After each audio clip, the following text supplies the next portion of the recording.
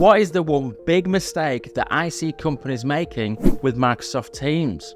Drumroll please. They use the chat function and group chat instead of Teams and channels. For me, the chat function in Teams is like getting lots of people in a room and everybody talking at once.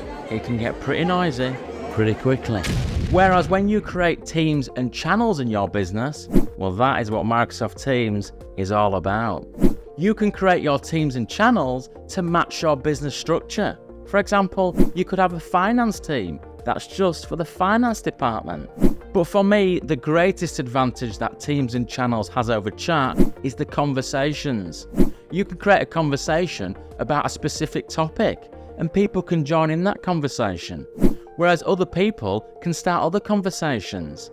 It's a lot less noise and a lot less overwhelming. Let me ask you, how are you using Teams in your business?